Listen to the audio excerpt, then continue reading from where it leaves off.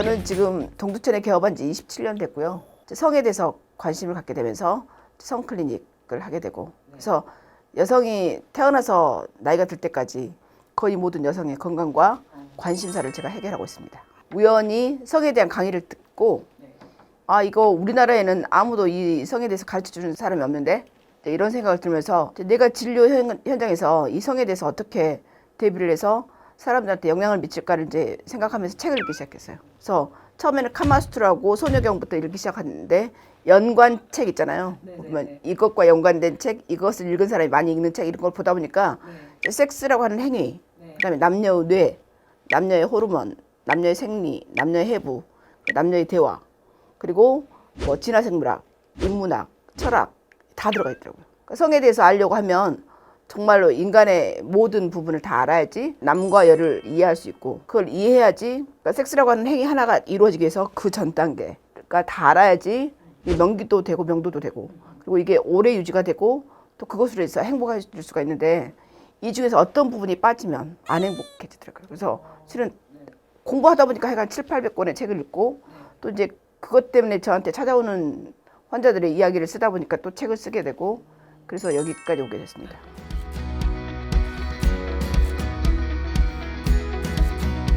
안녕하십니까. 산부인과 전문의 의학박사 박혜사입니다. 2019년 4월부터 시작해서 지금까지니까 거의 4년 됐고요. 30만 명이 넘으면 국민 유튜브라고 얘기를 하더라고요. 개인 유튜브가 아니라. 지금 이제 산부인과 TV를 만들게 된 계기는 나하고 비슷한 고민을 갖고 있는 40대, 50대, 60대, 70대 여성과 그 여성과 살고 있는 남성을 위한 성교육이 주 컨셉입니다.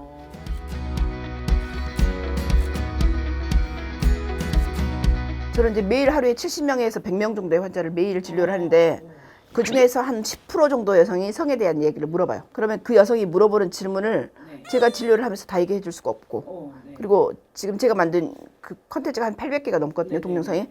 그거를 한 번에 이제 얘기해 줄 수가 없으니까 그 여성이 질문한 내용이 제가 이번 주 만들 주제예요. 10대, 20대는 성병하고 피임에 가장 관심 있죠.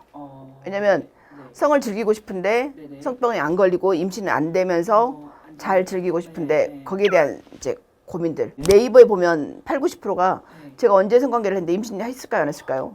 뭐 냉이 이렇게 나오는데 피가 좀 섞여 나오는데 이게 성병일까요, 아닐까요? 이런 질문이 80~90%거든요. 그러니까 1~20대는 성병에 가장 관심이 있고요. 30~40대는 실은 애를 키우기 때문에 실은 그때는 육아에 오히려 더 관심이 많아요. 성에 관심이 없어요. 오히려 남편이 하자고 하는데 어떻게 하면 안 하고 지낼까? 남편 근데 바람은 안 피게 하고 싶은데 하기는 싫고, 이런 권태기 내지는 이런 것에 관심이 많고, 실질적으로 성을 내가 봤을 때 즐기는 나이가 40대 후반부터 그 다음 60~70대까지. 왜냐면 성은 문화잖아요. 먹고 살아야지 실은 성욕이 생기거든요. 몸이 조금만 아프거나 근심이 있거나 해결할 문제가 있는데 성욕을 지키기가 쉽지 않아요. 이제 물론 그냥 의무방어전을 할 수 있지만, 내가 진짜 마음에서 우러나는 성을 즐기는 것은 여자들은 젊은 나이가 그렇게 쉽지 않아요. 남자들이 생각한 만큼 여자들한테는 절박하거나 절실하거나 막 좋진 않거든요. 그러니까 여자들이 진짜로 폐경이 가까울 때쯤 인생이 아깝고, 내가 이렇게 늙거나 그러면 왠지 안 될 것 같고, 이래서 실은 즐기고, 그래서 실은 본인이 성을 즐기고 싶은 나이가 가장 즐기는 나이인데, 결국은 나한테 어떤 것을 해결해 달라고 하면 그 해결할 수 있는 솔루션을 교과서적으로 저는 풀고 있는 거죠.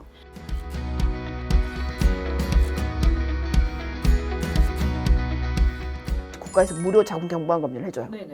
그럴 때 가서라도 자궁경부암 검사, 초음파 검사, 균검사 이렇게 세 가지라도 하면 어쨌든 기본 검사를 할 수 있기 때문에 내가 임신하고 싶을 때 애를 못 낳는 상황은 없거든요. 그리고 중간에 한 30살이 넘는다, 35세가 넘으면 그러면 난소나이 검사가 있어요. 난소나이 검사를 해서 내가 가임기 때 실은 애를 낳아야 되는데, 막상 이제 자기가 사회적으로 성공했고 뭐 정말로 내가 원하는 남자 딱 선택했어. 결혼했고 딱 애를 낳으려고 하니까 애가 안 돼. 이게 난소 나이가 실은 많아서 그렇거든요. 우리가 실은 외모로는 굉장히 피부 관리도 하고 뭐 이렇게 해서 옛날보다는 고박이 0.7이니까 굉장히 젊지만 난소 나이는 그렇지 않거든요. 여성 호르몬제를 복용한다고 오시는 분들 중에 무슨 약 드세요? 그러면 몰라요. 그래서 제가 이 영상을 만들었습니다. 폐경이 되면 일단은 성욕이 너무 사라지고 질이 건조해서 아프고, 그래서 이 문제를 해결할 수 없어서 그냥 우리 엄마나 할머니들처럼 포기하고 살려고 했는데 남편은 건강해. 갱년기가 없으니까. 그럴 때 갈등이 굉장히 오거든요. 이런 여성이 저한테 그 문제를 해결하려고요. 어떻게? 의학적으로는 갱년기 여성 호르몬제가 있고요. 질 레이저라고 하는 게 있어요. 그게 우리 피부 레이저하고 똑같은 원리인데 써마지가 내려와서 비비브가 됐고, 울세라가 내려와서 질세라가 됐고, 네. 예를 들어 IPL이 내려와서 벨라도나가 된 것처럼 네. 그런 식으로 모든 목이나 얼굴에 하는 레이저가 다 질로 내려올 수 있어요. 네. 그러면 질이 반짝반짝하고 수분이 팽팽하고 콜라겐이 차는 것처럼 네. 질도 그렇게 젊어지게 회춘해 줄 수 있거든요. 네. 그럼 다시 성관계가 가능해져요. 우리나라 이제 사람들이 제일 아이러진 중에 하나가 네. 우리 눈 중요하고 머리도 중요하고 다 중요한데 네. 내 몸의 일부인 음경이나 질은 왜 안 중요해요? 얼굴에다 이렇게 마사지하고 화장품 발라주고 루즈 발라주고 하는 것처럼 내 몸의 일부인데 거기는 왜 잘 관심을 안 가져주고 안 만져주고 거기가 아프면 산부인과나 비뇨기과 가는 거 부끄러워하고 그래요. 내 몸인데 왜 부끄러워요?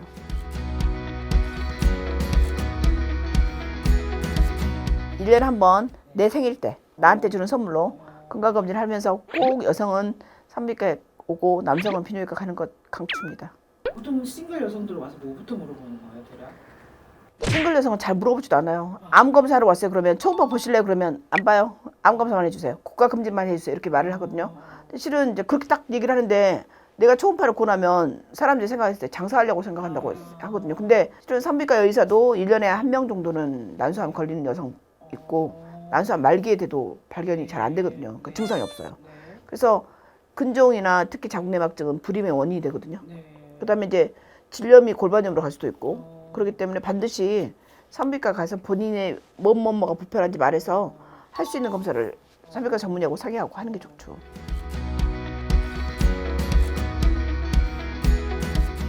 새로운 질병보다는 요즘에 결혼이 늦어지면서 불임이 굉장히 많아요.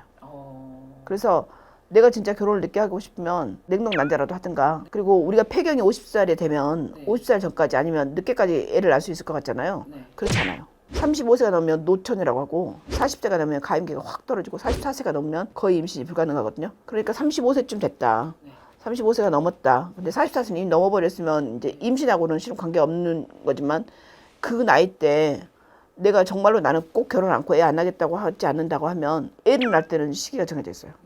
그러니까 그 낳을 수 있는 시기에 나서 일을 조금 늦추더라도 이제 불임하는 병원에 보면 거의 대부분 냉동난자 하고 있고요. 10년이나 20년에 300만 원 정도 한다고 들었고 그래서 그렇게 얼려놓으면 일단은 좀 마음도 편하고 불임의 원인 중에 첫 번째 나이, 두 번째가 근종, 세 번째가 자궁내막증이거든요. 이제 산부인과에 가면 검사할 수 있어요. 그리고 근종은 커지면 자궁을 적출할 수 있고 자궁내막증이 심하면 굉장히 통증이 심해요. 생리통이나 성교통이. 그러니까 이제 그런 것이 있을 수 있으니까 생리통 있다고 약 먹지 말고 병원에 가서 꼭 진찰하세요.